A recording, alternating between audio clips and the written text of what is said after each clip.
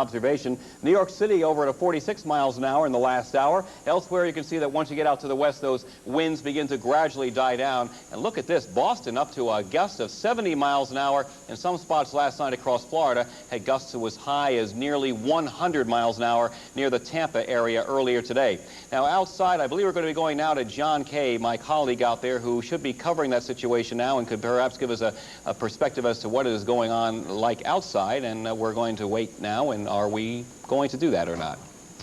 Okay, there he is. John, go ahead. Okay, well, Keith, thank you very much. It is unbelievable outside. It is like a small hurricane. We've been out here for just about an hour, and the wind has increased tremendously. It has to be over 50 miles per hour, and the wind is just incredible. You could lean back and it'll support you. The visibilities are down just to a couple of feet. You cannot see too far in front of you. Driving is impossible, and the waves, the Lake Ontario, looks like a boiling pot of water. So yes, this is a major winter storm. Now back to you, Keith, in the nice warm studio. All right, thank you very much, John. Let's go ahead now and let's look at if we can, to the current conditions outside. Well, let's have a quick look at what's going on. They're rather impressive numbers. 17 degrees is the current temperature outside. Relative, the dew point temperature 16. That gives us a relative humidity of 97%. The barometer 29.42. Pressure falling rapidly. Winds northeasterly at 40, gusting to 50 miles an hour. True blizzard conditions, and the wind chill 28 degrees below zero. Even if the winds got at least another 10 or 20 miles an hour stronger, those wind chill temperatures wouldn't get a whole lot colder. Now, as we have a look across the region right now, let's have a look at the latest indications of the snow track. Here it is, the storm as of 7 o'clock tonight, the projected track, showing that the storm is going to be right over eastern Virginia, and the lowest pressures have just passed in the last hour near Norfolk, Virginia. The heaviest band of snow, 16 inches plus, up to as high as 24, and perhaps even over that, extending from western Virginia up through central and eastern Pennsylvania, the southeastern Finger Lakes region, and all the way back up into Vermont and New Hampshire, with lesser amounts to the west of Rochester. Now, this is a very dangerous storm, that goes without saying, and a blizzard warning is in effect for all of the interior northeastern U.S. Look at the clouds, put them into motion. The storm explodes off the Mexican coast yesterday morning, and look at it now. The storm center now about to move into the Delmarva Peninsula with what we can apparently now see as a dry tongue, a really good dry wedge of air, which worked its way into Norfolk, Virginia a couple of hours ago. There were 67 degrees there with sunny skies. Now they're down to 47 and cooling off rather rapidly. We'll be dealing with this storm moving to our north and east. The storm center will be over the New England coastal waters tomorrow morning, and that's going to mean for us snows right through the nighttime hours. Our forecast for tonight, a true blizzard now in effect, a blizzard warning in effect, heavy snows, 10 to 20 inches on the ground by morning, a low of 12, northeasterly winds at 35, gusting to 55 and higher. Tomorrow, snow, and then perhaps some breaks of sunshine with flurries in the afternoon, a 3 to 5 inch additional accumulation likely, a high of 15. Here's the extended forecast, and we're going to be looking at tranquility returning to the scene here, Laura, by late Sunday, and certainly by Monday and Tuesday and Wednesday and Thursday.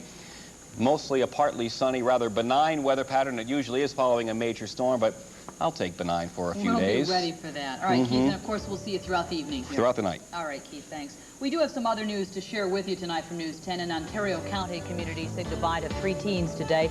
And in Rochester, police think they pulled the plug on an alleged fencing ring. Stay with us.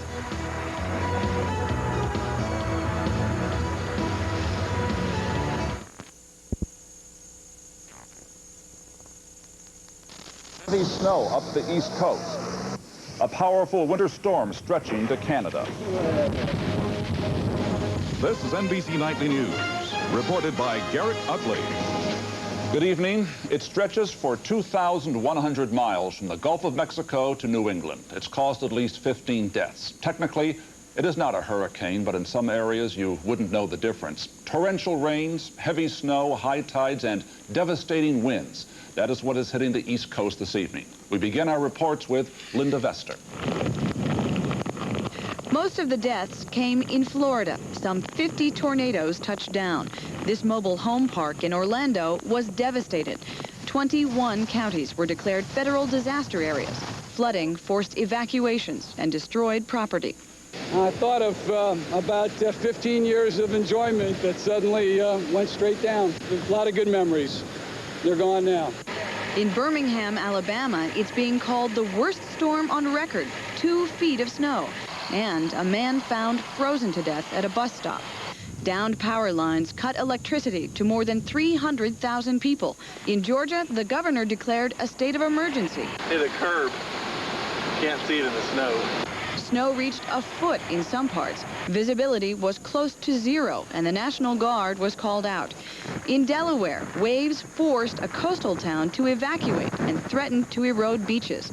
In Tennessee, 1.5 feet of snow. This hasn't happened in a decade, and police say they've given up trying to count the number of stranded motorists. I have a 22-car pileup out here on the bridge. West Virginia got pounded with 2 feet of snow.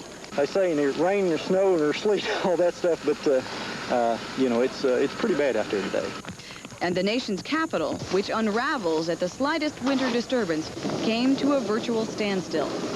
All major airports closed or canceled flights, leaving tourists stranded. The worst of the storm is on its way north now, but strong winds, rain, and blinding snow are expected to continue in the southeast tonight. People may have to wait until tomorrow to make a better assessment of just what damage has been done. Linda Vester, NBC News, Washington.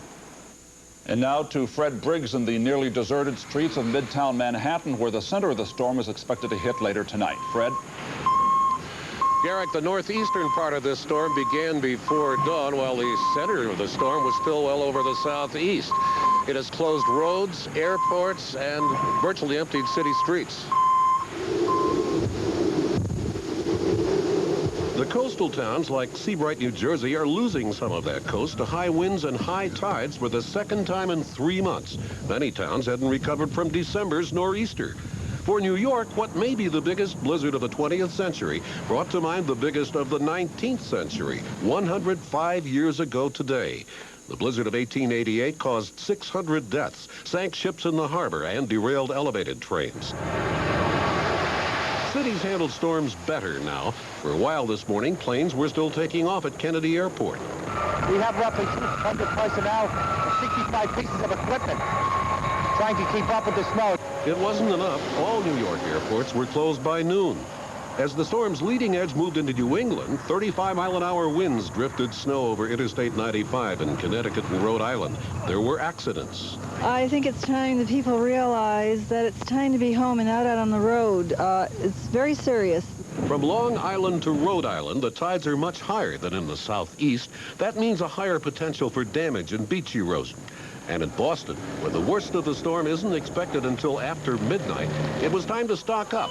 Past storms have meant days without power or heat, supermarkets without power. Bought some batteries just to be sure, bought some water just to be sure again. The brunt of the storm will hit Maine tomorrow. Police and firemen in coastal cities advise people to move inland. Okay, yeah, okay. I'm packing all my things. Okay, you are? Big truck coming. Yeah. So I'll be out here soon. Okay, thank you. Thanks. As for New York, the snow has changed to rain, and there's